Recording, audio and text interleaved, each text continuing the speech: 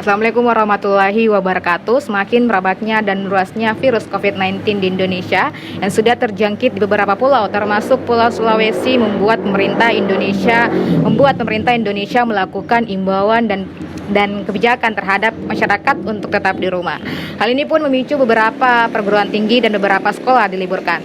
Seperti beberapa perguruan tinggi yang ada di Sulawesi Barat mengganti sistem pembelajaran kuliah tatap muka mereka menjadi sistem pembelajaran kuliah online.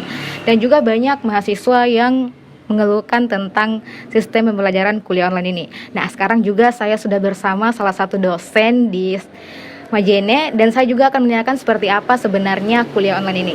Baik, apa kabar Kak? Baik, alhamdulillah. Boleh kenalkan dulu dari mana? Oke, saya Uswatun Nisa, saya dosen bahasa Inggris TAIN Majene. Oke, baik Kak. Nah, kita lihat sekarang ini, apa sih tanggapan Kakak mengenai kuliah online ini? Tanggapan saya mengenai kuliah online ini sebenarnya sangat diperlukan. Seperti yang kita ketahui, situasi saat ini tuh adalah situasi yang sangat membuat masyarakat itu kaget ya. Terutama kita ketahui bahwa perkuliahan ini baru-baru saja dimulai, jadi sehingga banyak beberapa dosen dan juga mahasiswa kewalahan dengan adanya sistem online ini. Kuliah daring ini akan sangat membantu proses pembelajaran ke depan, sehingga ini juga akan menjawab tantangan revolusi industri 4.0 bagi pemerintah tersendiri, bahwa dunia pendidikan sepertinya masih sangat kewalahan dalam menghadapi teknologi, terutama di beberapa daerah yang terpencil. Baik Kak. Nah, terus kan sekarang Kak sudah banyak hampir semua universitas sudah melakukan kuliah online. Nah, dan pasti juga mahasiswa lebih mendapatkan teori daripada praktek. Nah, jadi bagaimana Kak kalau mata kuliah yang membutuhkan praktek, baik lapangan ataupun laboratorium, selaku dosen apa sih yang akan dilakukan untuk ke mahasiswanya? Nah, seperti yang sudah saya jelaskan tadi, sebenarnya ada beberapa mata kuliah yang sangat sulit diajarkan melalui online. Karena seperti misalnya saja, mata kuliah bahasa Inggris yang saya ajarkan itu reading dengan speaking. Sedangkan kalau speaking itu lebih butuh praktek daripada teori.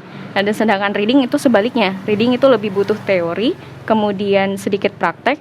Tetapi kalau untuk melalui kuliah daring, reading itu tidak ada masalah. Jadi kadang saya menggunakan teknik open content namanya kalau untuk reading.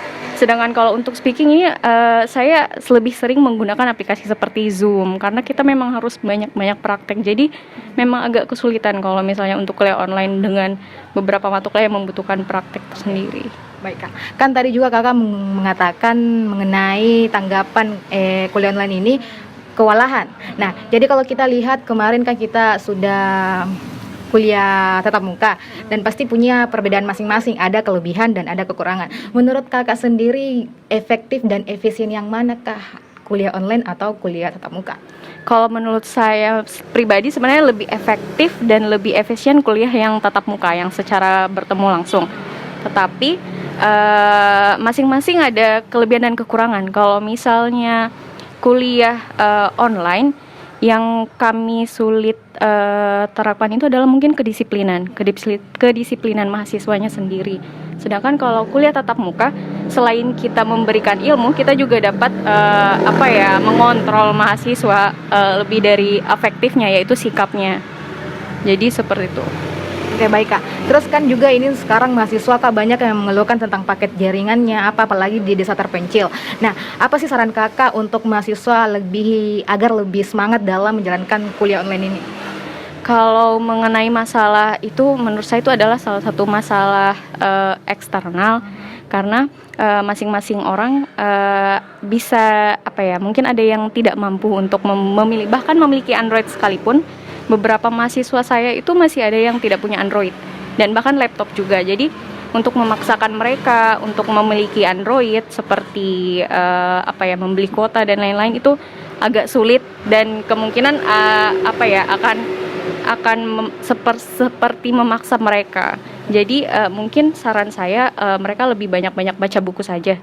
Kemudian misalnya mungkin mereka mengerjakan tugas yang saya berikan bagi mereka yang tidak bisa memiliki media yang digunakan untuk menjalankan kuliah online ini. Oke, baik Kak. Terus apa sih harapan Kakak ke depannya supaya ini virus COVID-19 juga segera berakhir dan juga mahasiswanya lebih semangat dalam menjalankan tugas ini? kuliah online ini? Apa tadi saran? Saran, harapan ke harapan. Harapan ya. Oke, jadi kalau untuk harapan saya, pertama memang ya kita sama-sama berdoa semoga wabah ini segera selesai. Terutama ini kan mau menjelang Ramadan, jadi perkuliahan itu baru ada di pertengahan kan ya. Jadi masih ada 2 bulan lagi baru perkuliahan ini akan selesai. Nah, saran saya sih, harapan saya untuk mahasiswa saya terutama dan mahasiswa yang lainnya, mereka lebih sering belajar mandiri. Kemudian kalau diberikan tugas oleh dosennya, kalau mereka merasa tugas itu berat, mungkin mereka bisa konsultasikan ke dosennya terlebih dahulu. Kemudian kalau ada yang kesulitan untuk mengikuti proses perkuliahan online, mungkin mereka bisa menceritakan kesulitan tersebut atau hambatan tersebut kepada dosennya. Saya rasa sih semua dosen akan paham ya, dan akan lebih bisa memberikan kebijakan yang lebih baik lagi.